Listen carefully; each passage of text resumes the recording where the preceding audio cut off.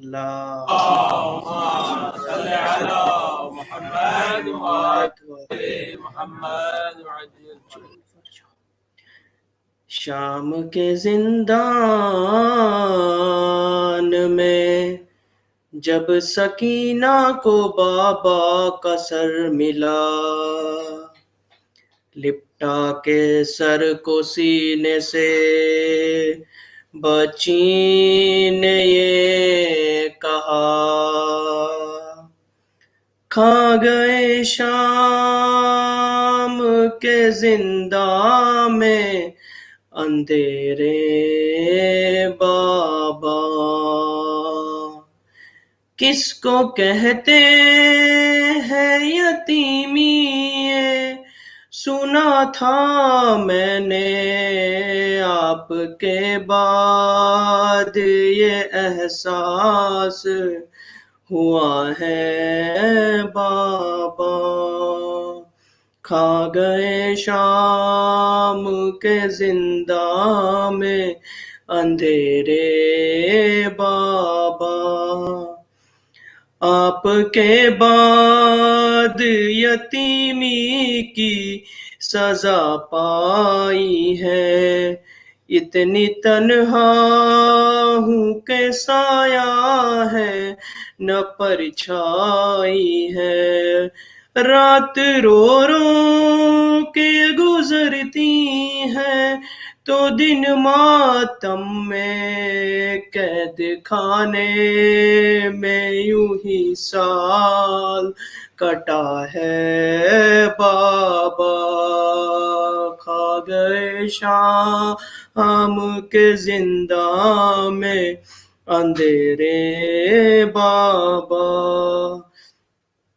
زندگی میری دکھوں سے ہے عبارت بابا، کیسے قسمت نے دکھائی ہے مصیبت بابا، میں جو روتی ہوں تو لگتے ہیں تماچے بابا، آپ کی یاد میں رونا بھی سزا ہے بابا، کھا گئے شام کے زنداں میں اندھیرے بابا، اشک آنکھوں سے نکلتے ہیں لہو کانوں سے، اب درندوں سے نہیں خوف ہے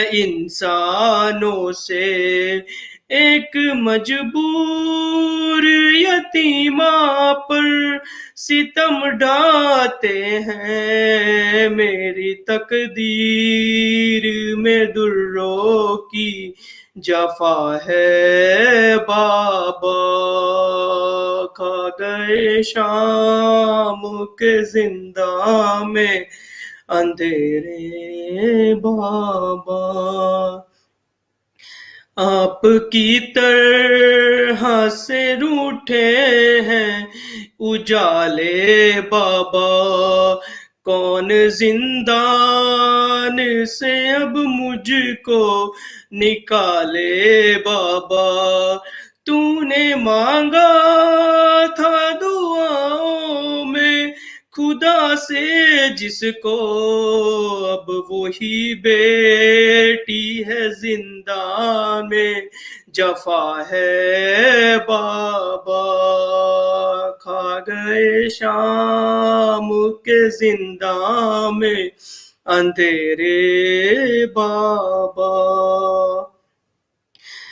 اپنے ارمان تھے زندہ سے میں گھر جاؤں گی، ایسا لگتا ہے یہیں رو رو کے مر جاؤں گی، یہ ستمگار سکینہ کو کفن کیا دیں گے، کیا کفن آپ کے لاشے کو ملا ہے بابا، کھا گئے شام کے زندہ میں اندھیرے بابا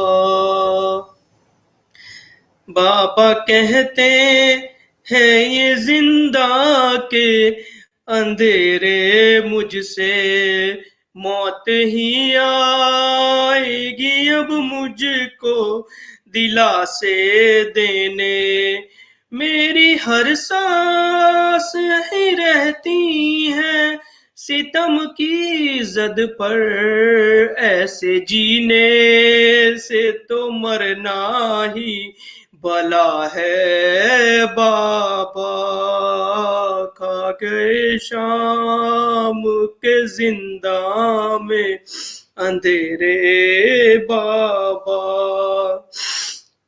زخم لاکھوں ہے کلیجے میں دکھاؤں کیسے مجھ پہ جو بیت رہی ہے وہ بتاؤں کیسے پیاس لگتی ہے تو پی لیتی ہوں آنسو اپنے ظلم کے در سکینہ کی غذا ہے بابا کھا گئے شام کے زندہ میں اندھیرے بابا لفظ مظہر نے جو لکھے ہیں لہو روتے ہیں شاد ماں خاک سے یوں اشک ازا بہتے ہیں ایسا لگتا ہے کہ زندہ سے صدا آتی ہے سانوہا میری غربت پہ لکھا ہے بابا کھا گئے شام کے زندہ میں اندھیرے بابا کھا گئے شام کے زندہ میں اندھیرے بابا کس کو کہتے ہیں یتیمی یہ سنا تھا میں نے آپ کے بعد یہ احساس ہوا ہے بابا کھا گئے شام کے زندہ میں اندھیرے بابا محمد وآل محمد صلوات اللهم صل على محمد وآل محمد وعجل لا حول ولا قوة إلا بالله العلي العظيم بسم الله الرحمن الرحيم الحمد لله رب العالمين والصلاة والسلام على سيد المرسلين أبي القاسم محمد اللهم صل على محمد وآل محمد وآله الطيبين الطاهرين المعصومين الذين أذهب الله عنهم الرجس وطهرهم تطهيرا اللهم صل على محمد وآل محمد سيما على الإمام المنتظر والحجة الثاني عشر أجل اللهم له الفرج ولعنة الله على أعدائهم أجمعين من الأزل إلى الأبد أما بعد فقد قال الله عز وجل في كتابه المبين وفرقانه المتين وقرآنه المجيد بسم الله الرحمن الرحيم كم من فئة قليلة غلبت فئة كثيرة بإذن الله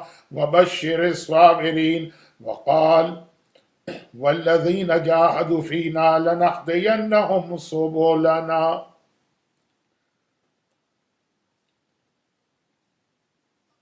مومنین آف کانودر ان سڈنی کی ریکویسٹ یا انویٹیشن پر یہ 3 روزہ مجالس پڑھنے کا ثواب اور شرف مجھے حاصل ہو رہا ہے اور چونکہ یہ مجالس ہمارے ہندوستان و پاکستان کے کیلنڈر کے حساب سے شہزادی بی بی سکینہ سلام اللہ علیہا کی وفات یا شہادت کی تاریخوں میں ہو رہی ہیں، اس لیے ہماری ان 3 مجالس میں اگرچہ ڈیفرنٹ ٹاپکس اور سبجیکٹس پہ بات ہوگی، لیکن بی بی سکینہ کی ایج کی مناسبت سے تھوڑا بہت تذکرہ اولاد کے حوالے سے جو پیرنٹس کی ڈیوٹی بنتی ہے اس کا بھی کیا جائے گا۔ قرآن کریم کی جن 2 آیتوں کی میں نے تلاوت کی ہے، اس کے ذریعے اصل میں تو مجھے بات کی شروع سے کرنا ہے کہ چونکہ اب اسلامی کیلنڈر کی وہ ڈیٹس آ چکی ہیں جو کربلا کے جہاد کی ایک طرح سے اختتامی تاریخ ہیں۔ کربلا کا جہاد ایک طرح سے فنیشنگ اسٹیج پر ہے اور حسین کی فتح کا اعلان ہونے والا۔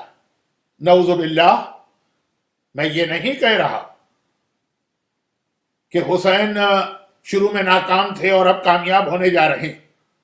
حسین پہلے دن فرسٹ موومنٹ پہلے سیکنڈ سے کامیاب، لیکن اب وہ وقت آ رہا ہے کہ خود یزید اور یزید کے چاہنے والے وہ بھی اپنی زبان سے اور اپنے ایکشن سے یہ مان لیں گے کہ حسین جیت گئے۔ آپ سمجھ گئے ہوں گے کہ میرا اشارہ ہے 40 یا چہلم کے دن کی طرف جو بہت قریب ہے۔ چہلم کا دن ایک طرح سے حسین کی اس وکٹری ڈے کے مترادف ہے، یعنی ڈے آف 40 کا مطلب ہے وکٹری ڈے فار حسین۔ لیکن وہی بات کہ حسین تو پہلے دن جس وقت کربلا میں عاشور کے دن حسین کے گلے پہ قاتل کا خنجر چلا اور کٹا ہوا سر نو کے نیزہ پر بلند ہوا، وہ کٹا ہوا سر حسین کی فتح کا اعلان کر رہا تھا۔ لیکن اب وہ وقت ہے کہ خود یزید کو یہ ماننا پڑے گا، جو گجراتی میں ایک لفظ استعمال ہوتا ہے، اردو میں بھی ہے، یزید کو اپنی بھول تسلیم کرنا ہوگی۔ اب یزید کو ذلیل ہونا پڑے گا، جیسا کہ روایتوں میں بھی ہے کہ اہل بیت کی جو رہائی شام سے ہوئی تو اس موقع پر جب سید سجاد کو یزید نے بلایا تھا اور کہا تھا کہ میں آپ کو رہا کرنا چاہتا ہوں، you are free to go to Medina, تو مولا سجاد نے یہ کیا کہا تھا؟ وہ مسائل میں آپ سنتے ہیں جس کا خلاصہ یہ کہ میں اپنی پھوپھی سے کنسلٹ کر کے آتا ہوں اور اس کے بعد پھر شہزادی زینب کے حکم پر 3 کنڈیشن یزید کے سامنے رکھی اور یزید نے یہ تینوں کنڈیشن مانی۔ تو بہت ہی واضح اور کلیئر میسج ہے، کنڈیشن کون رکھتا ہے؟ جو جیت جائے، جو وکٹوریس ہو، اور کنڈیشن کون ایکسپٹ کرتا ہے؟ جو loser who. Yazid from the day first loser تھا، لیکن آج وہ کنڈیشن کو ایکسپٹ کر کے خود یہ کہہ رہا کہ میں ہار گیا۔ اور دیکھیے ہمیشہ یہ ہوتا کہ جو آدمی جیتتا ہے نا وہ اپنی جیت کا کریڈٹ خود لیتا، اور جو آدمی لوزر ہوتا ہے وہ اپنی شکست کا ریزن یہ آدمی وہ آدمی ادھر ادھر وہ رسپانسبلٹی دوسروں پہ ڈالتا ہے۔ سید سجاد نے فرام ویری فرسٹ ڈے جب وہ سیریا میں انٹر ہوئے اور جس دن وہ فری ہوئے، from very first day to the last day, 1 second کے لیے کبھی یہ نہیں کہا کہ میرے بابا سے کوئی بھول ہو گئی یا میرے بابا سے کوئی غلطی ہو گئی یا میرا بابا کربلا میں نہیں آنا چاہتا تھا، فلاں آدمی کے کہنے پہ آ گئے۔ پہلے دن سے جو اسٹینڈ لیا آخری دن تک وہ اسٹینڈ پر رہے۔ یزید تھا جو اب کہہ رہا ہے کہ کربلا میں میرا اتنا انوالومنٹ نہیں تھا، وہ تو ابن زیاد نے غلطی کر دی اور بغیر میرے آرڈر کے اس نے یہ ایکشن لیا ہے، اللہ اس پر لعنت کرے۔ کبھی بھی کوئی وکٹوریس اپنی وکٹری کسی دوسرے کو نہیں دیتا ہے، ہمیشہ لوزر ہے وہ یہ کہتا کہ بھائی میں ہار گیا، اس کی وجہ سے یہ ریزن تھا، وہ ریزن تھا۔ اور یزید نے قیامت تک کے لیے ہمیں ایک رول بھی سیٹ کر کے دے دیا۔ یزید نے کہا اللہ ابن زیاد پہ لعنت کرے جس نے وداؤٹ مائی پرمیشن کربلا میں یہ سب کچھ کیا۔ وہ تو ہم بعد میں پروف کریں گے کہ ابن زیاد کا انڈیویجول ایکشن تھا کہ یزید کی یس تھی، لیکن یزید نے ایک رول دے دیا نا، جو بھی کربلا کا رسپانسیبل ہے اس پہ لعنت ہونی چاہیے۔ آج دنیا بھر میں یزید کو ماننے والے اور یزید کی تعریف کرنے والے وہ کہتے ہیں کسی پہ لعنت نہ کرو۔ ارے خود یزید کہہ رہا ہے کہ جو کربلا کا رسپانسیبل ہے اس کے اوپر لعنت ہونی چاہیے۔ اب وہ کہہ رہا ہے کہ ابن زیاد رسپانسیبل ہے تو اللہ اس پہ لعنت کرے، اور اگر ہم پروف کر دیں کہ تم رسپانسیبل ہو تو لعنت تم پر ہونی چاہیے۔ یہ عجیب یزید کے سپورٹر کہ سپورٹ یزید کو کر رہے ہیں اور بات وہ کہہ رہے ہیں جو خود یزید بھی قبول نہیں کر رہا۔ تو خیر اب یہ تو آپ چیلم کے قریب، چیلم کی ڈیٹس تو آ گئی ہیں، لیکن جو عشرہ زینبیہ ہوگا یا خمسہ زینبیہ ہوگا یا کانودر میں جو فیڈریشن ہوتی ہے اس میں آپ یہ ساری باتیں ڈیٹیل سے سنیں گے۔ میں نے تو چہلوں میں سو کلوز تو کہا، تو یہ چاہا کہ دو چار جملے اربعین کے حوالے سے بتا دوں اور پھر اسی سے مجھے کنیکٹ کرنا۔ تو اربعین اگر حسین کی فتح کا اعلان ہے یزید کے منہ سے، تو ایک مرتبہ اربعین قرآن کے اس میسج کو بھی بالکل ہمارے سامنے پروف کر رہا، جسے آپ کے لیے اس لیے سمجھنا ضروری کہ اس کے بغیر ان مجالس کا اصل سبجیکٹ اور ٹاپک آپ کی سمجھ میں نہیں آئے گا۔ کربلا کا ایک ایسا میسج، کربلا کا وہ میسج کیا؟ قرآن کریم کی 2 آیتوں کی میں نے تلاوت کی ہے، لیکن وہ تو صرف اس لیے کہ ثواب و برکت مل جائے، ورنہ یہ جو میسج ان 2 آیتوں میں ہے یہ تو قرآن میں جگہ جگہ ریپیٹ ہوا۔ یعنی اگر میں خالی آیتوں کی تلاوت کرنے آؤں تو 200-300 آیتیں تو یہی ایک میسج والی آپ کے سامنے پڑھ سکتا ہوں۔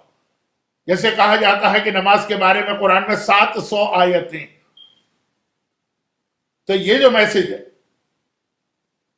تو یہ 2 آیتیں کیا ہیں؟ پہلی آیت اگرچہ اللہ کا قول نہیں، وہ مومنوں کی ایک انتہائی سنسیئر جماعت کہہ رہی تھی، لیکن اللہ کو اتنا پسند آ گیا ان کا یہ سنٹنس کہ اسے قرآن کی آیت بنا دی۔ طالوت و جالوت کے واقعے کو بیان کر رہا ہے اللہ، اور دوسرے پارے کا لاسٹ پیج میں ذرا سا ایزی ریفرنس دیا کرتا ہوں، آیت نمبر، سورہ نمبر وہ ذرا مشکل ہوگا، 2 پارے کا لاسٹ پیج، کم من فیعت قلیلت غلبت فیعتا کثیرہ۔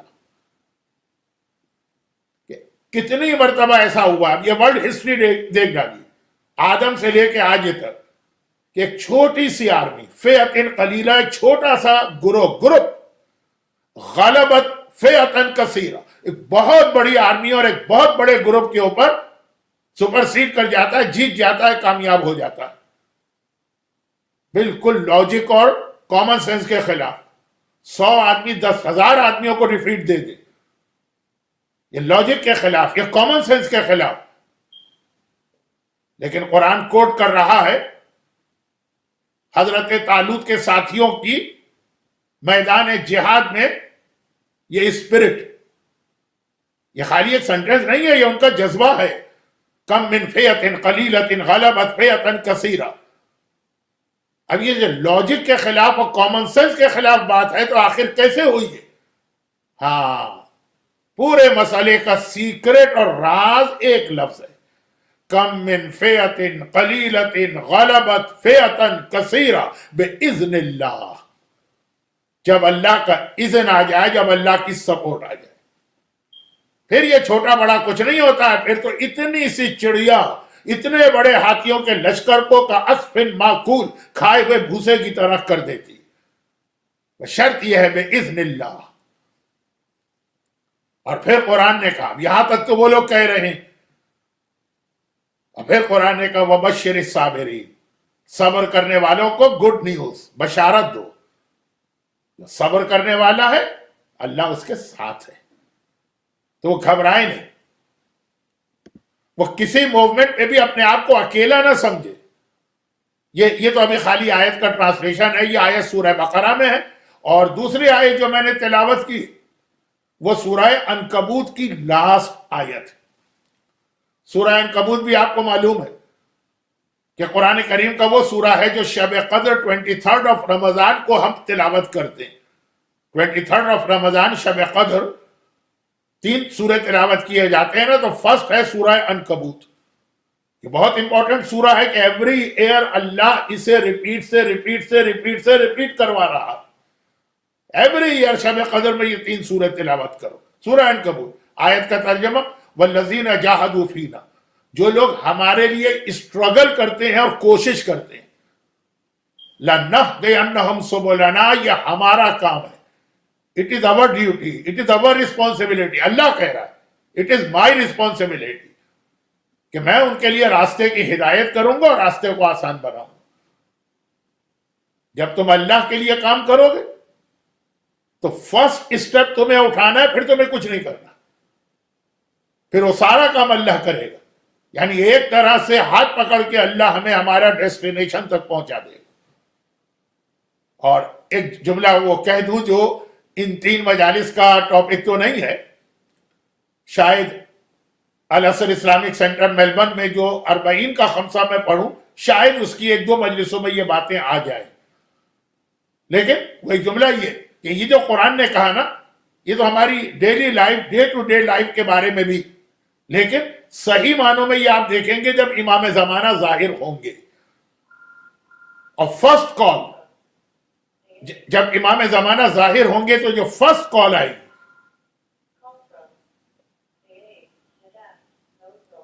وہ کال، جو پہلی کال آئے گی امام زمانہ کے ظاہر ہونے کے بعد،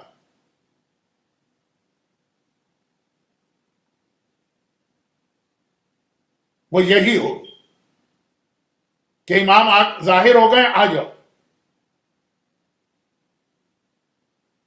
اور جیسے ہی ہم اپنے گھروں سے نکلیں گے، ہمیں کوئی ٹینشن نہیں لینا ہے passport, visa, ticket, overseas travel کھلا ہے بند ہے، نہیں، ہمیں پہلا اسٹیپ اپنے گھر سے باہر رکھنا، دیٹس آل۔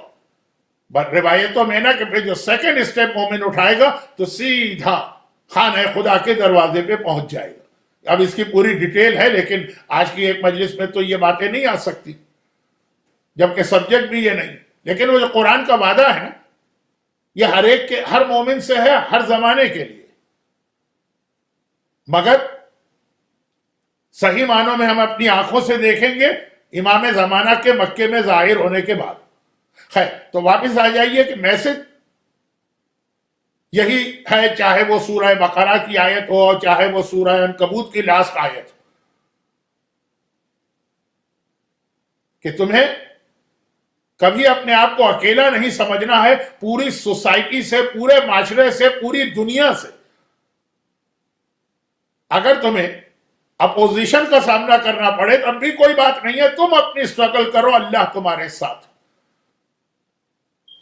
اور میں یہاں پہ ایک بہت ہی غلط، بیڈ ایگزامپل دے دوں، لیکن کبھی نیگیٹو چیزوں کے ذریعے سے پازیٹو چیزیں سمجھ میں آتی ہیں۔ انڈیا کا بھی یہ طریقہ ہے، بمبئی وغیرہ کے بارے میں تو میں جانتا ہوں، اور ہمارے یہاں کراچی کا بھی۔ اگر کوئی غنڈہ، اب اس کے لیے مجھے کوئی انگلش کا لفظ ڈھونڈنے کی ضرورت نہیں، محلے کے اندر بہت غنڈہ گردی کرتا رہتا، بدماشی کرتا رہتا، لیکن اس کی سپورٹ میں کوئی بہت بڑا گینگ ہے، یا کوئی دادا ہیں، یا کوئی بھائی صاحب ہیں، انہوں نے اس کی کمر پہ ہاتھ رکھا، اس کو سپورٹ کیا ہے، تو یہ آدمی جو کچھ نہیں کر سکتا، وہ پورے اپنے محلے کے اندر، اپنے پورے سٹی کے اندر اکڑتا پھرتا ہے، اور جو دل چاہے بدماشی وہ کرتا ہے۔ کیوں؟ اپنی بیکنگ کی وجہ سے۔ بیکنگ کی بڑی اہمیت ہوتی ہے۔ تو اگر ایک بڑے عالم کا واقعہ ہے برادران اہل سنت میں سے، کہ ایک بار ان کی اپنے زمانے کے خلیفہ سے ایک مذہبی مسئلے کے اوپر کوئی جنگ ہو گئی، جھگڑا ہو گیا، اختلاف ہو گیا، اور اس نے ان کو گرفتار کر کے جیل میں ڈالا.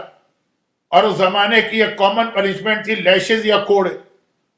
اب جب وہ جا رہے تھے جیل میں اور ان کو کوڑے لگائے جا رہے تھے تو اس زمانے کا ایک بہت بڑا ڈاکو بھی جیل میں تھا.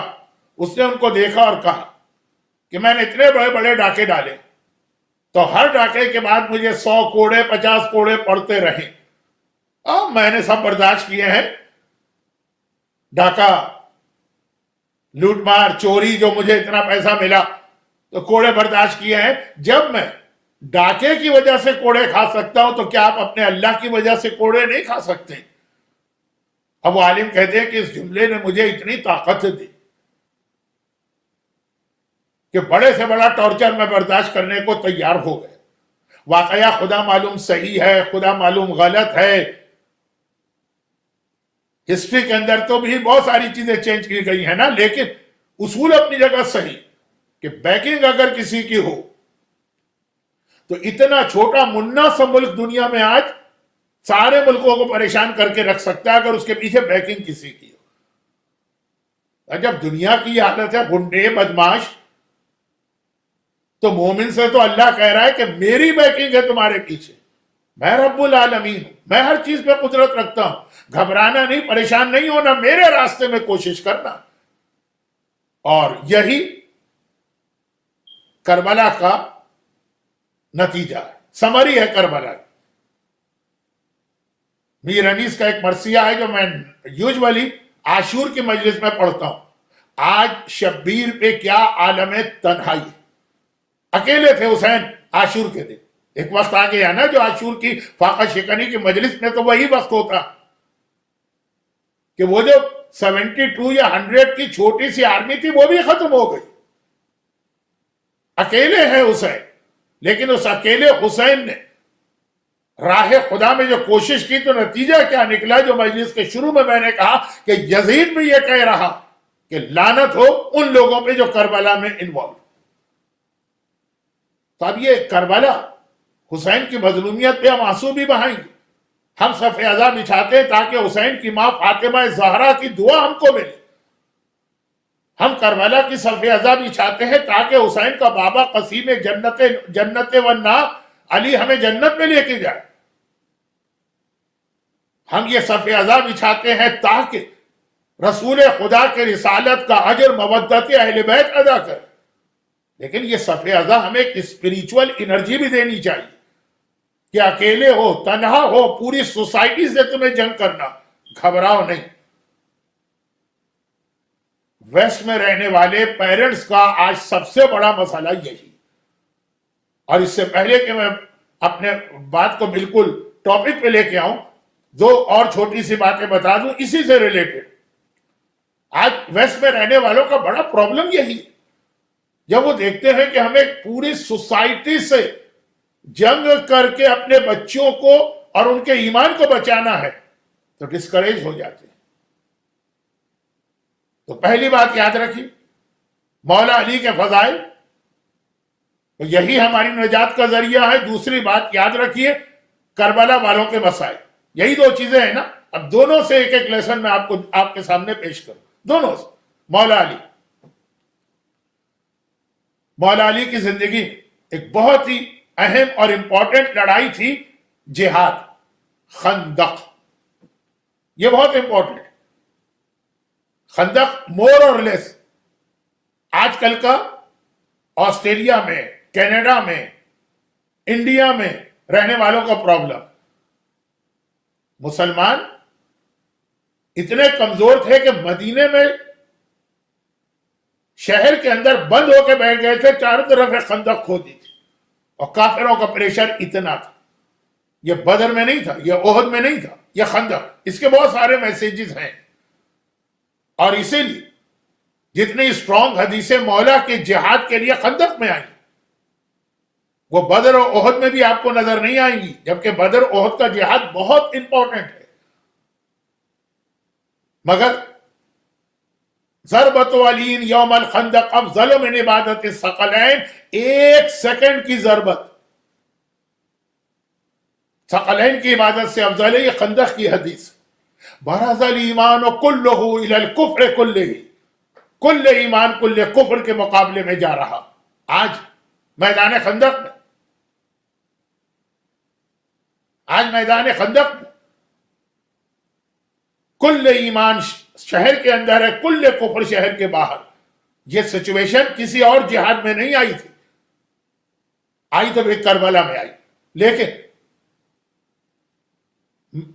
خندق کی جنگ نہیں پڑھنا ہے، صرف ایک میسج اس کا، اور وہ یہ کہ اس جنگ کے لیے عرب خاص طور پہ ڈھونڈ کے اتنے بڑے پہلوان کو لے کے آئے تھے کہ 1 = 1000. وہ ایک عمر ابن عبداود، دیکھیں یہ جس کے باپ کا نام ہے نا، یہ ایسا ہی ہے جیسے ہمارے یہاں لوگوں کا نام عبداللہ ہوتا ہے.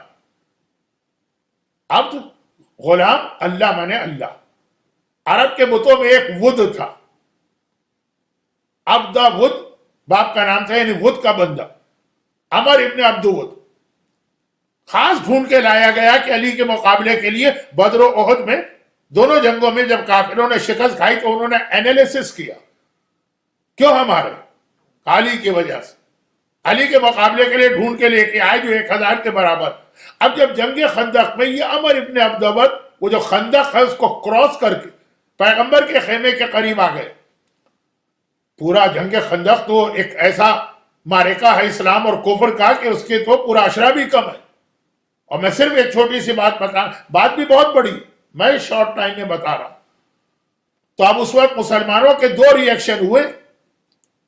ایک آدمی آیا عمر ابن عبدود مسلمان، 2 ریئیکشن نظر آئیں گے ڈیفرنٹ.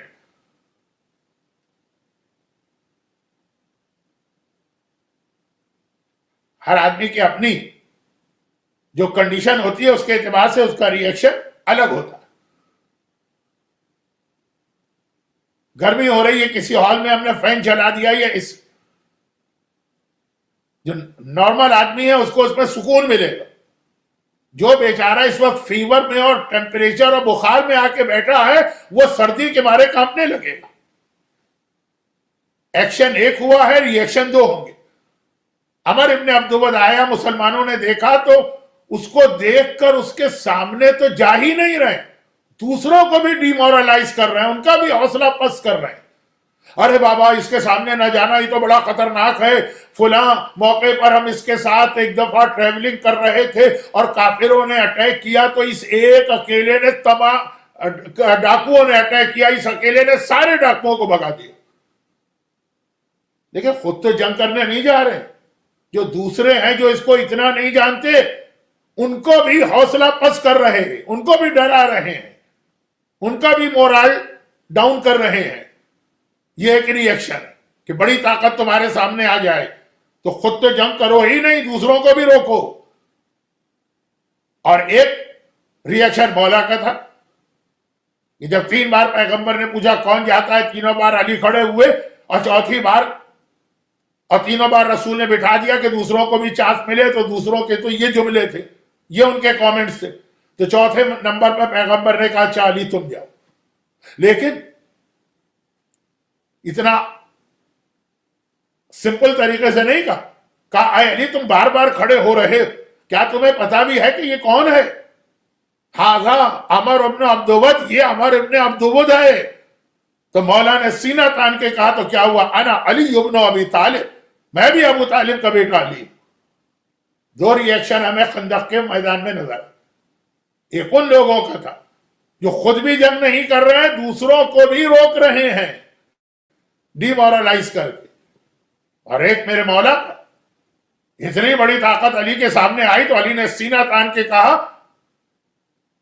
کہ یہ اللہ کا سپاہی ہے، علی اللہ کا سپاہی، علی کو ڈرنے کی کیا فکر، جو ابو طالب کا بیٹا.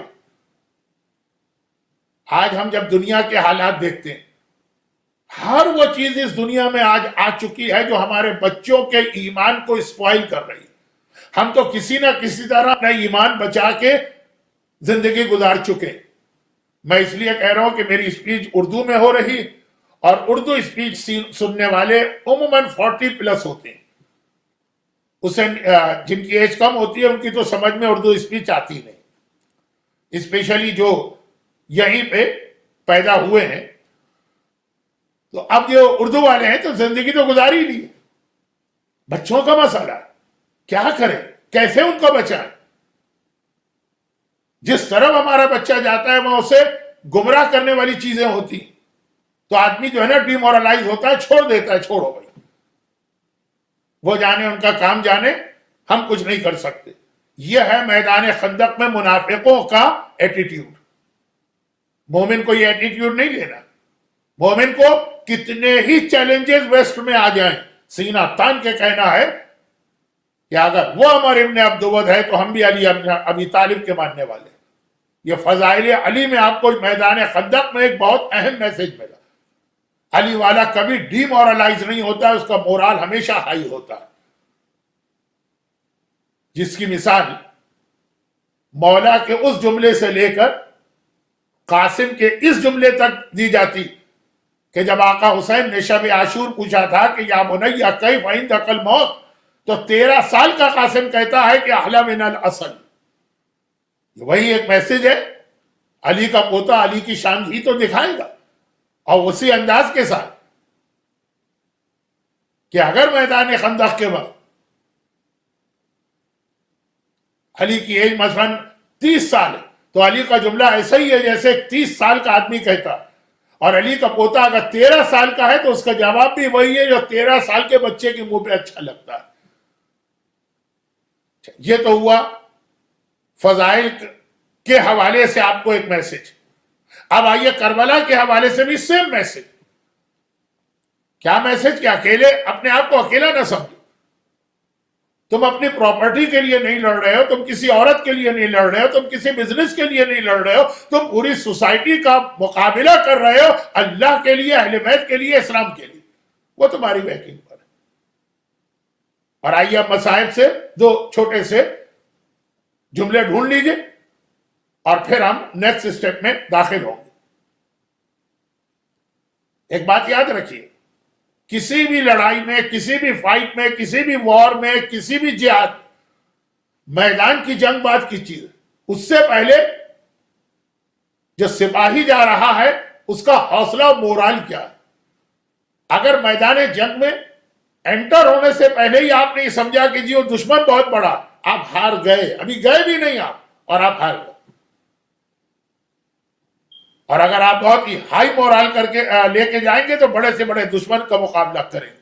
میں نے یہ بات دیکھی ہے ویسٹ میں، چاہے وہ ٹورنٹو ہو، چاہے وہ یو ایس اے ہو، چاہے وہ انگلینڈ ہو، چاہے وہ آسٹریلیا ہو،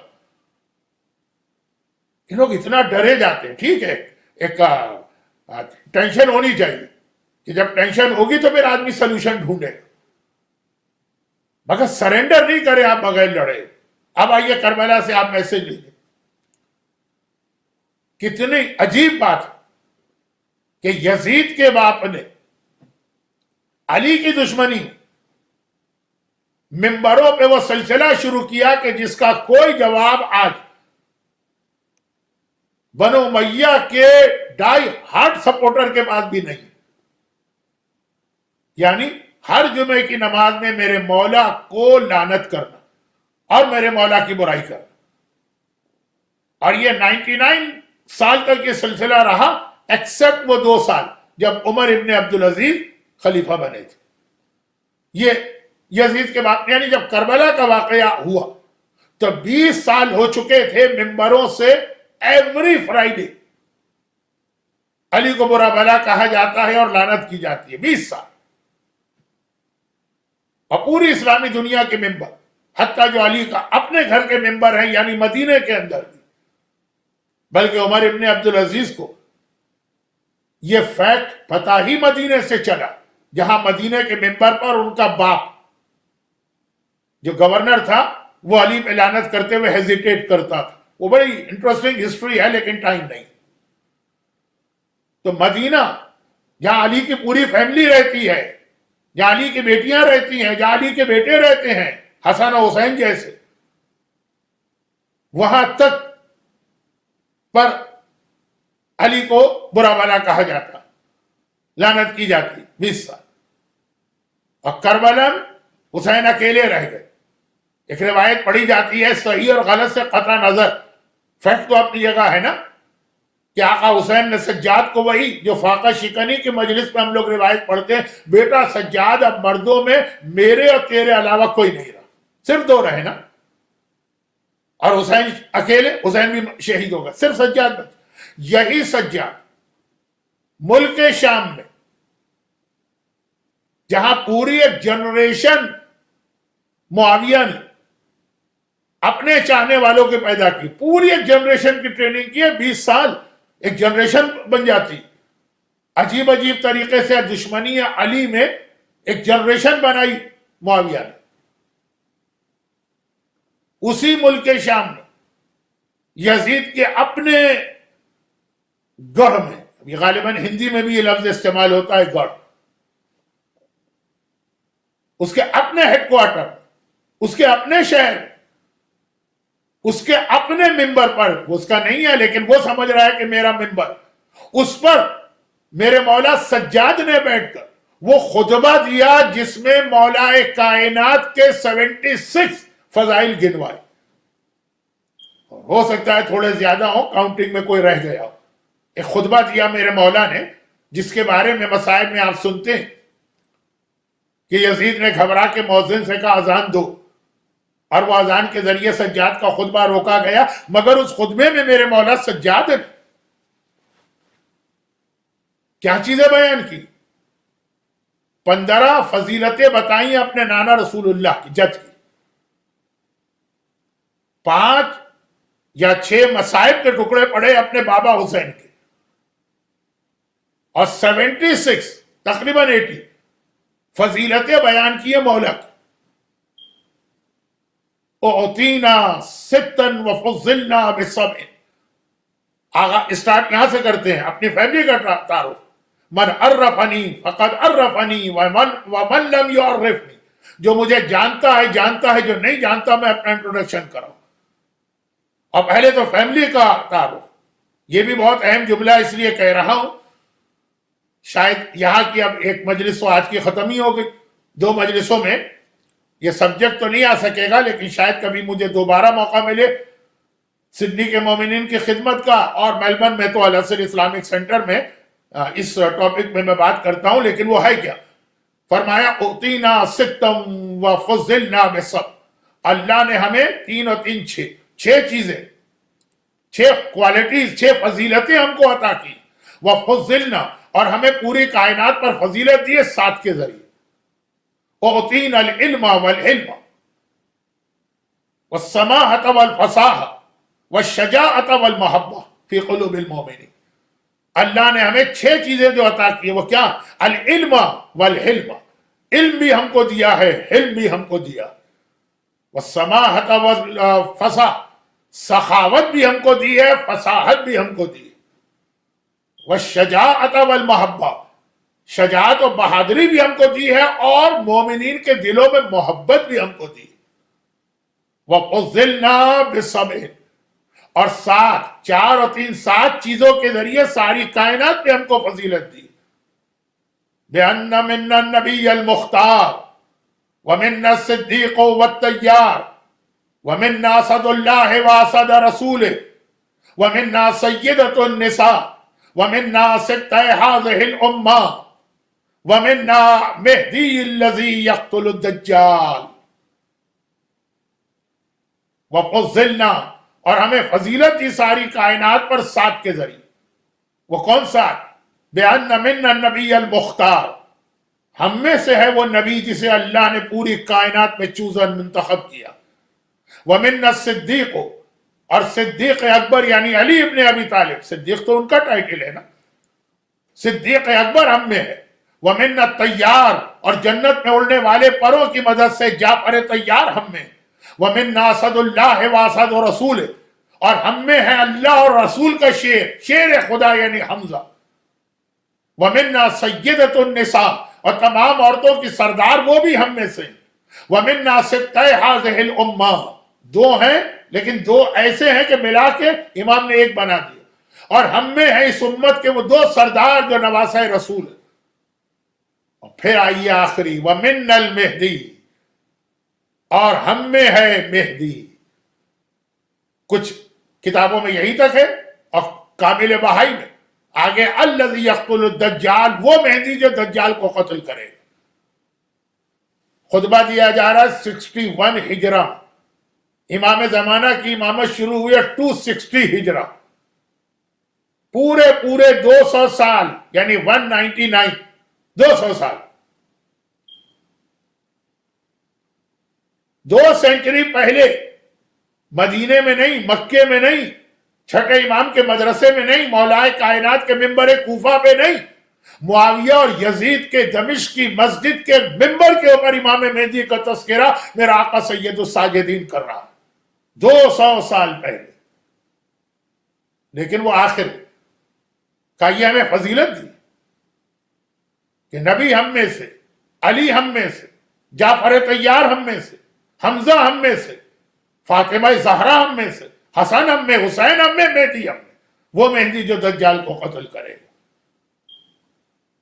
اس زمانے کا دجال یزید ہی تھا. لیکن یہ جملہ میں کل سمجھاؤں گا، آج وقت نہیں.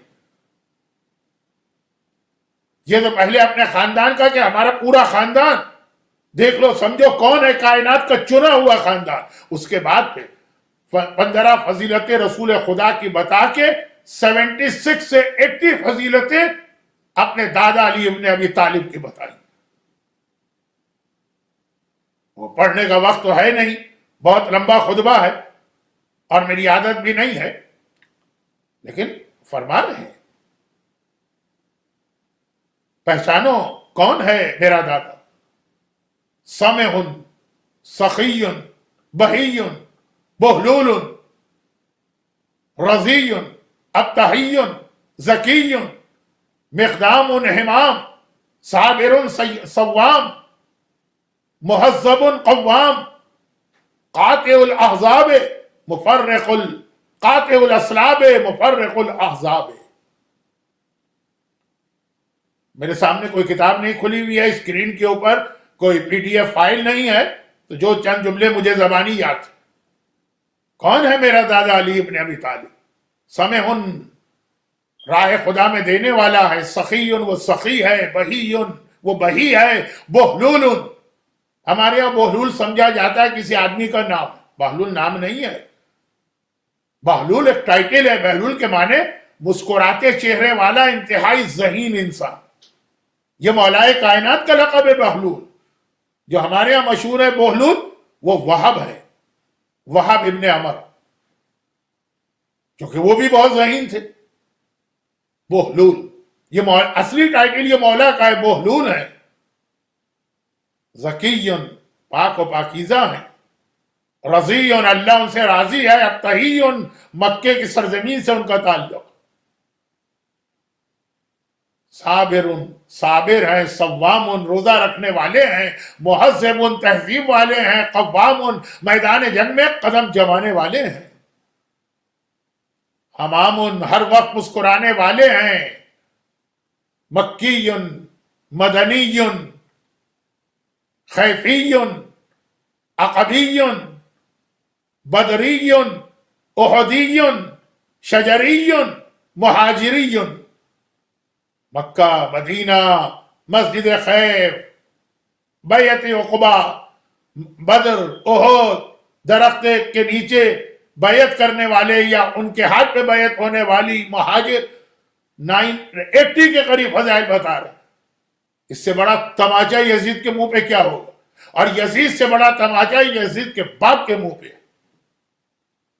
تم نے پوری اسلامی دنیا میں جس ممبر سے مولا کے بارے میں لعنت کی تھی، آج تمہارے اپنے شہر میں، تمہارے اپنے گھر میں تمہارا اپنا ممبر ہے اور اسی پہ علی کے فضائل بیان ہو رہے ہیں.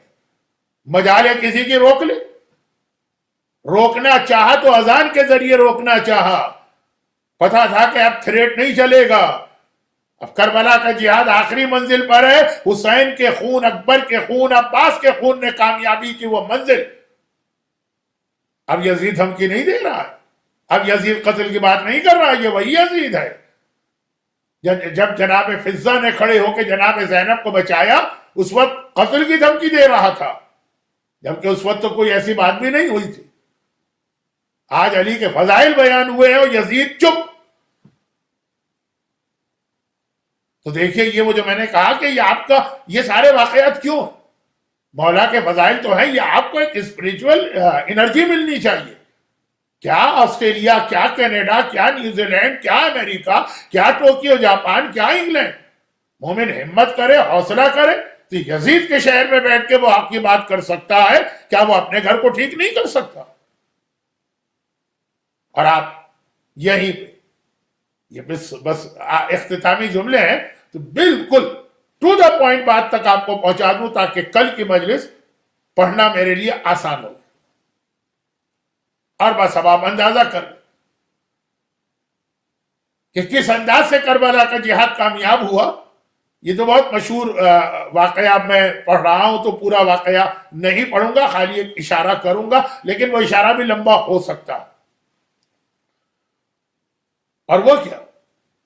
وہ یہ معاویہ نے 99 سال والی بدعت شروع کی اسلام میں، 20 سال میں ایک جنریشن تیار کی. کتنے ہی عام مومنوں کے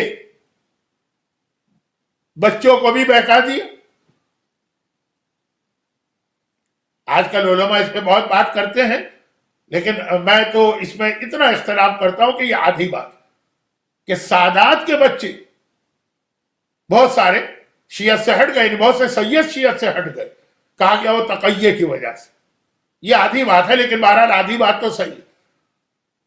یہ تقیہ کس کی وجہ سے؟ تقیہ یہی معاویہ، یہی یزید، ان کی وجہ سے نا، کہ مومنین تقیہ کی مجبوری کے اندر اپنا دین چھپانے پہ اس طرح مجبور ہو گئے کہ اپنے بچوں کو بھی نہ بتا سکے. لیکن حوصلہ پست نہ ہو، حوصلہ طاقتور.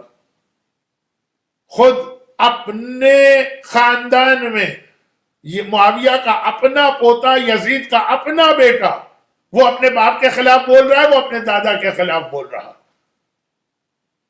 میں سجاد کی مثال تو نہیں دیتا ہوں، وہ تو امام معصوم ہے، ان کی بات کہوں گا تو آپ یہی کہیں گے کہ مولانا ہم کہاں وہ کہاں. لیکن سجاد نے کبھی بھی اپنے بابا کی مذمت تو چھوڑے، ہمیشہ فخر کیا اپنے بابا پر. اس خطبے میں بھی ہے، مجھے پہچانا میں کون ہوں، میں اس کا بیٹا ہوں جس کا سر پس گردن سے جدا کیا گیا. فخر کر رہے ہیں. سجاد نے فخر کیا. یزید کا اپنا بیٹا، یزید کے اپنے بیٹے کا وہی نام تھا جو یزید کے اپنے باپ کا تھا. ایک بہت پرانا طریقہ ہے جو ابھی تک چلا آ رہا کہ بہت سے لوگ اپنے بیٹے کا نام اپنے باپ کے نام پہ رکھتے ہیں، یعنی پوتے کا نام دادا کے نام پہ رکھا جاتا ہے. یزید کے بیٹے کا نام معاویہ تھا. میں وہ چند جملے ایسے کہہ رہا ہوں جو آج کل لوگوں کے پاس ایک ایکسکیوز ہے اپنی اولاد کے گمراہ ہونے کا، اس کو ایکسکیوز بناتے ہیں. وہی کہہ رہا ہوں، یزید کا بیٹا پیدا ہوا، نام رکھا معاویہ. اب اسٹارٹنگ دیکھیے بات بہت مشہور ہے، لیکن میں اپنے اس ٹاپک کے اینگل سے بتا رہا ہوں کہ ہم میس میں بیٹھ کے اپنی اولاد کی تربیت کیسے کریں. اب یہ یزید کا جو بیٹا معاویہ، کوئی چیز اس کو ایسی نہیں ملی جو اس کو صحیح راستے پہ چلا سکتی تھی، سوائے ایک کے. ہر وہ چیز تھی جو اس کو بگاڑ سکتی. ہم اپنے بچوں کو یہاں کے ماحول میں، اسکول ہے، کالج ہے، میڈیا ہے، انٹرنیٹ ہے، واٹس ایپ گروپ ہے، بہت ساری چیزیں ہیں، اس کے درمیان دیکھ کے گھبرائے جاتے ہیں کہ ہم اکیلے کیا کر لیں گے. یزید کے بیٹے کو دیکھیے، کیا چیز جو ایک اولاد کی تربیت میں ضروری ہے وہ اس کے محل میں تھی؟ ایک بھی نہیں تھی. اسٹارٹ کہاں سے ہوتا ہے؟ نام. حدیثوں میں نا کہ اپنی اولاد کا اچھا نام رکھو، کیونکہ نام کا بھی اثر اس پہ پڑتا. اگرچہ ہمارے ہاں یہ حدیث مشہور ہے، لیکن بعض اوقات یہ توہین والے انداز میں لی جاتی. ایک صاحب آئے میرے پاس کہ مولانا ہم نے اپنے بیٹے کا نام بدل دیا. میں نے کہا کیا ضرورت تھی؟ اتنا اچھا نام تھا عباس. کہا نہیں، وہ غصہ بہت کرتا. کسی نے کہا کہ عباس جس کا نام رکھو گے وہ غصے والا ہوگا. مولا عباس غصے والے تھے؟ اگر غصے والے ہوتے تو لشکر یزید بچ کے جا سکتا تھا؟ کیا حضرت عباس کی آپ تعریف کر رہے ہیں یا برائی کر رہے ہیں؟ مولانا ہم نے اپنے بیٹے کا نام بدل دیا. کیوں بدل دی؟ کہا کہ وہ چونکہ محرم میں پیدا ہوا تو ہم نے اس کا نام سجاد رکھا تھا، وہ بیمار بہت رہتا. لوگوں نے کہا سجاد نام کی خاصیت یہ کہ وہ بیماری رہے. مذاق کر رہے ہیں، توہین کر رہے ہیں، یا اہل بیت کا نام آپ کو پسند آتا ہے؟ تقریباً 60 سال کی عمر ہے میرے مولا سجاد کی، بمشکل تمام اس میں 1 سال وہ بیمار رہے، اور آپ نے کہا سجاد کا نام رکھو تو وہ ہمیشہ ہی بیمار رہے. مولانا وہ ہماری بیٹی تھی، اس کا نام ہم نے بدل دیا. کیا نام تھا؟ کہا سکینہ. کیوں بدل دیا؟ کہ وہ بہت روتی رہتی. لوگوں نے کہا جس کا نام سکینہ ہوگا وہ روتی ہی رہے. زینب نام بدل دیا. لوگوں نے کہا جس کا نام زینب ہوگا اس کے گھر میں مصیبتیں ہی رہیں. یہ کیا؟ یہ کون سی اہل بیت سے محبت کا اظہار کیا جا رہا؟ نام کے اثرات ہوتے ہیں، لیکن اہل بیت کے ہاں سارے نام اچھے ہیں، لیکن وہ اصول اس کا مطلب ہے لوگوں کو معلوم ہے کہ نام کے اثرات ہیں. تو آپ دیکھیں یزید کا بیٹا، اس کا نام ہی کیسا کہ اگر اثرات کی حدیث نہ بھی ہوتی تبھی وہ نام سن کر ہی آپ کا منہ بن جاتا. مومن کی پہچان یہی ہے. دشمن علی کا نام سن کے کیسے اس کا منہ نہیں بنے گا؟ نام اسٹارٹنگ لیجئے نا، یزید کے بیٹے کی اسٹارٹنگ نام ہی ایسا، نام سے اسٹارٹ ہوا. اس کے بعد کہ وہ پیدا ہوا، جس محل میں پروان چڑھ رہا ہے وہ کیا ہے؟ ناچ ہے، گانا ہے، بندروں کا تماشا ہے، کتوں کا شکار ہے، شراب کی محفلیں ہیں. نماز کا تو وہاں گزر ہی نہیں، اذان کا تو وہاں گزر ہی نہیں، قرآن کا تو وہاں گزر ہی نہیں. یعنی ہر وہ چیز جو بچے کو بہکا سکتی ہے. غذا تو ہر وقت اس کی رزق حرام ہے. یزید کے محل میں کون سا آپ کو حلال ملے؟ وہ یزید پکار پکار کے کہتا ہے نا، مؤذن سے کہو کہ اذان آہستہ دیا کرے، اس کی اذان کی آواز نے میرے کان گندے کر دیے. تو اے سنگر، اتنا اچھا گانا گا کہ میرے کان پاک ہو جائے. یزید اللہ کے نام کو کہتا ہے اس سے کان گندے ہوتے. یزید گانے بجانے کو کہتا ہے کہ یہ پاک کرنے والی چیز. اس ماحول میں مجھے یزید سے اس وقت غرض نہیں ہے، میں تو کہہ رہا ہوں کہ اس ماحول میں اس کا بیٹا پروان چڑھ رہا. ایک چیز وہاں پہ جائز نہیں، ایک چیز وہاں پہ حلال نہیں، ایک ذکر خدا، ذکر رسول، ذکر قرآن، ذکر اسلام نامی کوئی چیز نہیں. بھائی جو کھل کے کہتا ہے لعبت بنی ہاشم بالملک فلا وحی جہاں والا ملک النظر، یہ کیا پیغمبریت ڈھونگ ایک ڈرامہ تھا جو بنی ہاشم نے کیا؟ نہ کوئی وحی آئی ہے، نہ کوئی فرشتہ نازل ہوا، جو مانتا ہی نہیں ہے کسی چیز کو، اس کے محل میں پروان چڑھا. ایسا بچہ کیسا ہوگا؟ ہمارے بچے بہرحال پھر بھی ہمارے آپ کے گھروں میں ہے، اللہ رسول کا نام ہے، مجلسیں ہوتی ہیں، نمازیں پڑھی جاتی ہیں، ایک ماحول حلال و حرام کا ان کو ملتا ہے. ٹھیک ہے معصوم ماحول نہیں ہے، بہت متقی ماحول نہیں ہے، لیکن کچھ نہ کچھ تو اسلام ہے نا ہمارے، اور اچھا خاصا ہے. اس کے بعد ہم پریشان ہیں. اور یزید کا اپنا بیٹا، ہر چیز وہ ملی جو اس کو تباہ کرے، اس کے نام سے لے کر اس کے پیٹ میں جانے والے لقمے تک. لیکن اتنا اچھا نکلا وہ بچہ کہ شاید بہت سے مومنوں کے بچے بھی ایسے نہ ہوں کہ جب اسے خلافت ملی، جب یزید مارا گیا، وہ بھی ایک مسٹری ہے کہ یزید کیسے مارا گیا. یہ تو طے شدہ بات ہے کہ مختار نے سب سے انتقام لیا، ابن زیاد تک کو قتل کرایا، یزید تک نہ پہنچ پائے، بلکہ اس سے پہلے یزید مر چکا تھا. لیکن بہرحال جب یزید مر گیا تو اب یزید کے بعد اس کا بیٹا حکمران بنے. وہ بیٹا آتا ہے، پہلا ہی خطبہ کیا دیتا ہے، جو پہلا بھی تھا آخری بھی تھا، کہ بھائی مجھے یہ خلافت نہیں چاہیے جس کی بنیاد خون حسین پہ رکھی گئی. میرے باپ نے جو کیا وہ اس کی سزا جہنم میں بھگت رہا، میرے دادا نے کیا وہ اس کی سزا بھگت رہا. میں اپنے بزرگوں کی غلطیوں اور گناہوں میں ملوث ہو کے وہ سزا نہیں بھگتنا چاہتا. ٹھوکر مار کے چلا ہے. مومن میں ہے اتنا حوصلہ؟ ہے، لیکن کتنے مومنوں؟ $100 آپ کے پاس ہے، آپ $20 خمس دے دیں گے، وہ بھی آدھے لوگ دیں گے، آدھے نہیں دیں گے. اور اگر آپ کے پاس 1 ملین کی پراپرٹی ہے جس میں 200,000 $2 لاکھ آپ پر خمس واجب ہے، آپ نہیں دیں گے. ہیں اچھے لوگ ہیں مگر انگلیوں پہ گنے جائیں. جتنی بڑی رقم ہوتی اتنا اس کو راہ خدا میں دینا مشکل ہوتا, جتنی چھوٹی رقم ہے اتنا آسان. اور یزید کے بیٹے کو پوری حکومت ملی ہے.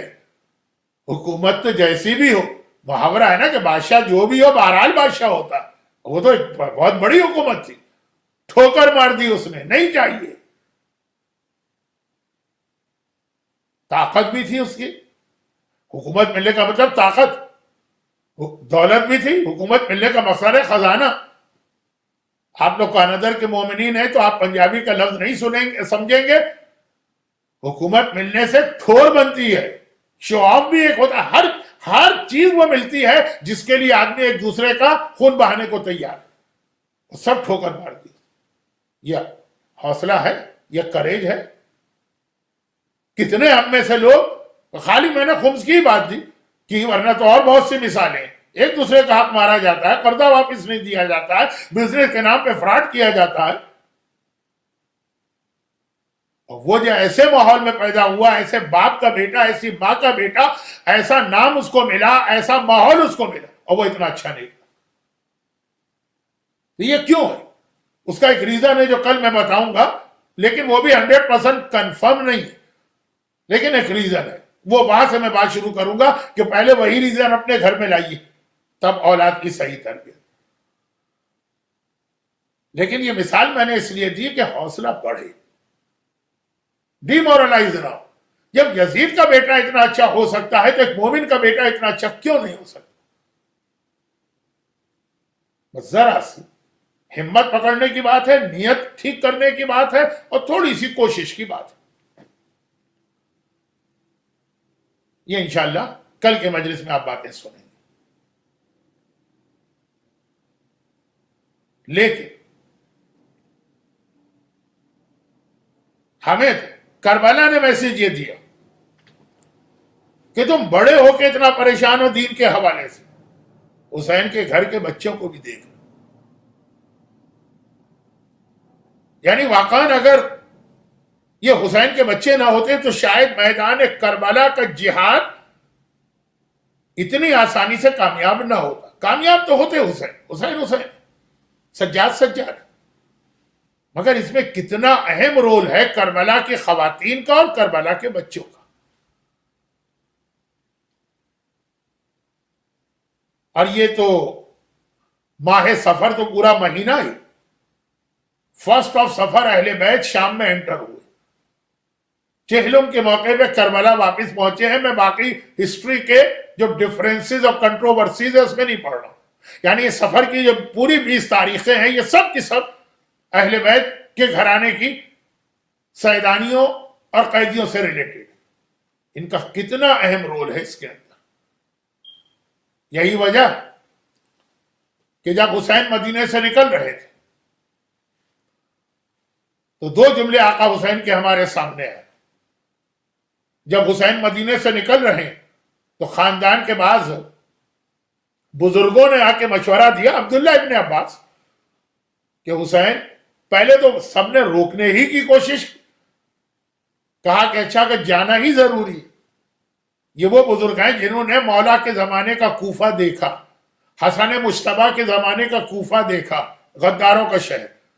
انہوں نے کہا کہ حسین جانا ہی ضروری ہے تو کم از کم عورتوں کو لے کے تو نہ جاؤ.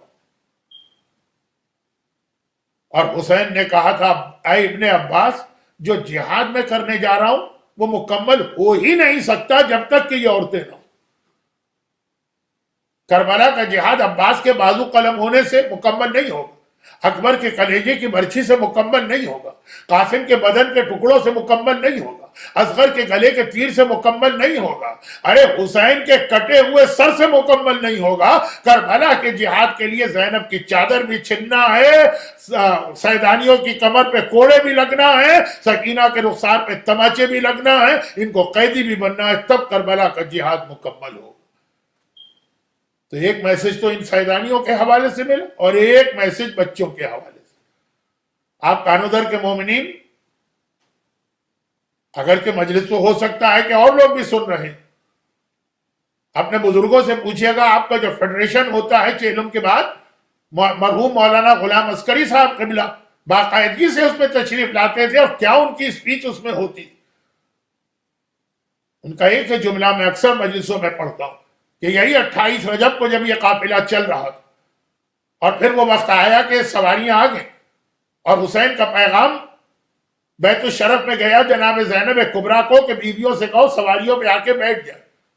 یہ منظر دیکھنا تھا کہ فاطمہ صغریٰ جو اب تک بیماری کی وجہ سے علی اصغر سے بہت دور تھی. جو نیو بورن بیبی ہوتا ہے نا تو بیمار اس سے دور رکھے جاتے ہیں. تو صغریٰ تو خود اس خاندان کی وہ بچی ہے جو بچپنے میں ہی سب کچھ جانتے ہیں. لیکن اب جب دیکھا کہ یہ قافلہ جا رہا ہے اور میں نہیں جا رہی تو کم از کم ایک بار تو اپنے بھیا اصغر کو گلے سے لگا لوں. رباب کے قریب آئی، کہا اماں رباب ذرا ایک لمحے کے لیے اصغر کو میری گود میں دیجئے. اور اصغر کو اپنی گود میں رکھ لیا اور کان پہ منہ رکھ کے صرف ایک جملہ کا، اصغر بھیا سب مجھے چھوڑ کے جا رہے ہیں، تو کیا تم بھی مجھے چھوڑ کے چلے جاؤ؟ کس انداز سے یہ جملہ بہن کے منہ سے نکلا، بھائی کے کانوں سے اتر کے دل میں پہنچا کہ اصغر جو چپٹا صغریٰ سے کہ اب تھوڑی دیر بعد رباب آگے آئی کہ اصغر بیٹا سواری آ گئی، آجا میری گود میں. اور اصغر منہ پھیر کے بہن کی گود میں منہ چھپائے ہوئے لیٹا. حسین کا دوسرا پیغام آیا، زینب دیر ہو رہی ہے، بیویوں سے کہو باہر آ. اب دوسری بیویاں باری باری آگے بڑھ رہی، کلثوم بھی آگے بڑھی، کبریٰ بھی آگے بڑھی، فروا بھی آگے بڑھی، لیکن اصغر کسی کو دیکھ ہی نہیں رہا. تیسری بار حسین کا پیغام آیا، زینب بہن دیر ہو رہی ہے، سورج ڈوب رہا ہے، باہر آ جاؤ. اب خود زینب آگے بڑھی، ثانیہ زہرا ہے، فاطمہ زہرا کی وارث و جانشین ہے. ایک مرتبہ اصغر کے قریب آ کے ہاتھ پھیلائے، اصغر بیٹا پھوپھی کی گود میں آ جا. لیکن آج اصغر زینب کی جانب بھی توجہ نہیں کر رہا. آخر چوتھی مرتبہ پیغام نہیں آیا، حسین خود آ گئے اور آنے کے بعد کہا زینب دیر ہو رہی ہے، کیا مسئلہ ہے؟ زینب نے کہا بھیا اصغر نہیں مان رہا ہے. حسین اصغر کے قریب آئے، ایک جملہ کہا جو ان تاریخوں سے ریلیٹڈ ہے، اور بس یہ جملہ سننا ہے. اصغر بہن کی گود سے گویا اچھل کے باپ کی گود میں آ گئے. حسین نے اصغر سے کہا اصغر میں تجھے تیری بہن سے الگ نہیں کرتا، میں تجھے تیری بہن سے جدا نہیں کرتا، لیکن جو جہاد میں کربلا میں کرنے جا رہا ہوں اس میں مجھے تیری ضرورت ہے، تیرے بغیر میرا جہاد مکمل نہیں ہو سکتا. بس یہ جو سننا تھا. اصغر ایک بار تڑپ کے بابا کی گود میں آ گیا. یہی وجہ ہے کہ جب کربلا میں عصر عاشور حسین نے تیسری بار کہا تھا حل من ناصر ینصرنا، تو خیمے سے سیدانیوں کے رونے کی آواز آنے لگی. ایک مرتبہ حسین گئے خیمے میں، زینب ابھی میں زندہ ہوں، یہ بیویاں کیوں رو رہی ہیں؟ ایک مرتبہ بیویوں نے کہا، زینب نے کہا بھیا جیسے ہی تو نے حل من ناصرین کہا، اصغر نے اپنے آپ کو زمین کربلا پہ گرا دیا. یاد دلا رہے تھے بابا وعدہ کر کے لایا تھا آج کے جہاد میں میری ضرورت ہے اور مجھی کو بھولا جا رہا ہے، تو اس جہاد میں بچوں کی بھی اتنی اہمیت ہے. حسین وعدہ کر کے لائے تھے، مگر بس یہ آخری روایت پڑھ رہا ہوں اور آج کے مصائب تمام. شب عاشور آقا حسین نے، صبح عاشور جہاد ہے نا، شب عاشور آقا حسین نے دو امتحان لیے. ایک مردوں کا امتحان لیا جو آپ اکثر سنتے ہیں کہ چراغ گل کیا، جس کو جانا ہے چلا جائے. یہ امتحان بالکل مغرب کی نماز کے بعد رات کے شروع میں لیا گیا، مردوں سے اطمینان ہو گیا. اور پھر ایک امتحان آدھی رات کے بعد لیا، اور یہ امتحان لیا کربلا کی بیویوں کا. ہاں یہ دوسرے انداز کا امتحان تھا. حسین کسی کے پاس گئے نہیں، حسین نے کوئی میٹنگ نہیں بلائی. شب عاشور آدھی رات جب گزر گئی، حسین اپنے خیمے سے باہر آئے اور سیدانیوں کے خیمے کو دیکھتے چلے بیویوں کی کیا حالت ہے. دیکھا ہر بیوی نے کل کے جہاد کے لیے اپنی قربانی تیار کی ہے، ہر بیوی اپنی قربانی تیار کر رہی ہے اور چہرے کی زیارت کر رہی ہے. ایک طرف یہ منظر دیکھا، ام فروا نے قاسم کو بٹھایا، قاسم میں سیدانی نہیں ہوں، غیر خاندان کی ہوں، تو بہت چھوٹا ہے، ایسا نہ ہو کل کے میدان جہاد میں تو پیچھے ہٹ جائے, لوگ کہیں حسن کا بیٹا تو پیچھے نہ ہٹتا, یہ فروا کے دودھ کی خرابی تھی, ایسا جہاد کرنا کہ تیرے بابا کا دل خوش ہو جائے. آگے بڑھے, لیلا کے خیمے میں دیکھا کہ لیلا نے, حسین باہر سے دیکھ رہے ہیں, لیلا زمین پہ بیٹھی ہیں, 18 سال کا محلقہ شبیہ رسول خدا, وہ بیٹا ماں کی گود میں سر رکھے ہے, لیلا کے ہاتھ میں شمع ہے, شمع کی روشنی میں چاند سے چہرے کو دیکھتی جاتی ہیں. آگے بڑھے, زینب کا خیمہ نظر آیا, وہاں عجیب منظر تھا, انہوں نے محمد کو سامنے بٹھایا ہے اور اس طرح کہ ایک کے سر پہ ان کے دادا جعفر طیار کا امامہ پہنایا, ایک کے سر پہ ان کے نانا حیدر کرار کا امامہ پہنایا, کبھی ان کو جعفر طیار کا جہاد یاد دلا رہی, کبھی انہیں حیدر کرار کا جہاد یاد دلا رہی. آخری جملہ کہتی ہے لیکن بیٹا اون, بیٹا محمد, ایک بات یاد رکھنا, مجھے یقین ہے کہ کل تم جب جنگ کرو گے تو فرات پہ قبضہ کر لو گے, پانی تمہارے اختیار میں ہوگا, تم بہت پیاسے ہو, پیاس اور بڑھ چکی ہوگی, لیکن خبردار پانی نہ پینا ورنہ ماں دودھ نہ بخشے گی. جب تک کہ اصغر پیاسا ہے میرا اون پانی نہ پیے, میرا محمد پانی نہ پیے. حسین آگے بڑھے, آنکھوں میں آنسو ہے. آخری خیمہ اس کے قریب بھی نہیں پہنچے تھے کہ کسی بی بی کے رونے کی آواز آئی. یہ کون بی بی رو رہی؟ دیکھا اسی خیمے سے جو رباب کا خیمہ ہے, رونے کی آواز آ رہی ہے. حسین قریب آئے, جھانک کے عجیب منظر دیکھا, یہ واحد خیمہ ہے جس میں حسین داخل ہو گئے تھے. کیا دیکھا کہ اصغر کے گہوارے پہ سر رکھے رباب رو رہی ہیں. یہ منظر دیکھنا تھا. حسین خیمے میں آئے, رباب کیا بات ہے, رو کیوں رہی ہو, کیا اصغر دنیا سے چل بسے؟ رباب نے ایک جملہ کہا, بس یہ پوری روایت اسی پہ بات ختم کروں گا. رباب نے ایک جملہ کہا, مولا میں آپ کی کنیز, میں فاطمہ زہرا کی کنیز, آپ کی نالین اٹھانا میرے لیے فخر کا ذریعہ ہے. مولا جب میری شادی آپ سے ہوئی میں نے سوچا مجھ سے زیادہ خوش قسمت عورت اس دنیا میں اور کون ہوگی کہ میں جوانان جنت کے سردار کی شریک حیات بنی. ارے علی جیسا خسر ملا, فاطمہ زہرا جیسی ساس ملی, قسیم جنت و نار میرا خسر ہے, تمام اور جنت کی عورتوں کی سردار میری ساس ہے. پھر اللہ نے اولاد دی, پہلی اولاد بیٹی ملی, دوسری اولاد بیٹا ملا, فیملی کمپلیٹ ہو گئی نا, بیٹا بھی ہے بیٹی بھی ہے. میں نے کہا خدا بندہ اب اس سے بڑھ کے مجھے کیا ملے گا, تو نے سب دے دیا. لیکن آج میں اپنی بدقسمتی پہ رو رہی ہوں. بدقسمتی کیا, میں دیکھ رہی ہوں ہر بی بی کل کے جہاد کی تیاری کر رہی ہے. یہ سب فاطمہ شہزادی کے سامنے کتنا سرخرو ہو کے جائیں گی, لیکن ہائے رباب آج میں محسوس کر رہی ہوں کہ میں بدقسمت ہوں. اللہ نے دو اولادیں دی ہیں, لیکن کیسی اولادیں. بڑی اولاد سکینہ ہے اور جو لڑکی ہے, لڑکیاں میدان میں جاتی نہیں ہیں, اور جو میدان میں جاتا ہے لڑکا وہ اصغر اتنا چھوٹا ہے, اتنا چھوٹا ہے کہ گھٹنوں کے بل چلا کے بھی نہیں لے جا سکتی. مجھے نہیں معلوم آقا حسین نے رباب کو کس طرح تسلی دی, لیکن ہم اور آپ تو ہاتھ جوڑ کے کہیں گے شہزادی آپ سمجھ رہی ہیں اللہ نے جو اولادیں آپ کو دی ہیں یہ میدان جہاد میں نہیں جا سکتی. ارے اللہ آپ کا اصغر کل ایسا جہاد کرے گا کہ دنیا عباس و اکبر کے جہاد کو بھول جائے گی, اور آپ کی ننھی سکینہ جسے آپ لڑکی سمجھ رہی ہیں یہ تماچے کھاتے ہوئے شام جائے گی, یہ کوڑے کھاتے ہوئے شام جائے گی, مگر ایسا جہاد کرے گی کہ زندان شام میں سکینہ کا رونا ملک شام میں انقلاب لے آئے گا. نام یزید داخل دشنام ہوگا. لیکن بہت امتحان کے بعد بس ایک جملہ آج سنیے, کل اسی سے ربط دے کے مصائب پڑھوں گا, صرف ایک جملہ. ہاں سکینہ کا جہاد ہے تو بڑا سخت, اسی سے اندازہ کر لیں کہ شام کے قید خانے میں محمد کی نواسی اس طرح سے دفن کی گئی کہ بچی کو کفن بھی نہ ملا, اسی کرتے میں دفن ہوئی جو کربلا کے میدان میں جل گیا تھا, جلے ہوئے کرتے میں دفن ہوئی, اور وہ اسی کرتے میں دفن ہوئی جو پورا خون سے بھرا ہوا تھا, کہیں کوڑوں کی وجہ سے, کہیں اونٹ کی پیٹھ پہ لیٹنے کی وجہ سے. ارے مسلمانوں, محمد کی نواسی جلے ہوئے کرتے میں دفن ہو رہی ہے, اس کا کفن ہے. لہو بھرے ہوئے کرتے میں دفن ہو رہی, یہی اس کا کفن. الا ولعنۃ اللہ علی اعدائہم اجمعین وسیعلم الذین ظلموا ای منقلب ینقلبون۔ خدا بندہ بانیان مجلس یعنی مومنین آف کانوڈر ان سڈنی اور جو لوگ یہ مجالس آن لائن سن رہے ہیں ان کو دنیا آخرت کی ہر پریشانی سے محفوظ فرما۔ حسین کی سکینہ اور فاطمہ زہرا کا پوتا اصغر، خدا بندہ ان کے طفیل میں سارے صاحبان ایمان خصوصاً مجلس کروانے والوں اور سننے والوں کی حاجتوں کو پورا فرما۔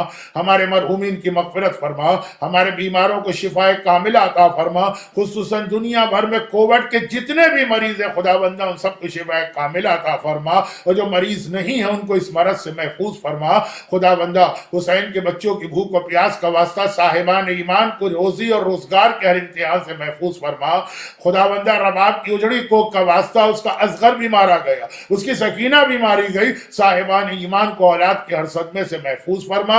لیکن اگر دین کو ضرورت ہو تو ہماری ماں کو اپنے ہاتھ سے اپنی اولاد قربان کر دینے کا جذبہ عطا فرما، اور ان مظالم کے انتقام کے لیے امام زمانہ کے ظہور میں تعجیل فرما۔ ربنا تقبل منا انک انت السمیع العلیم۔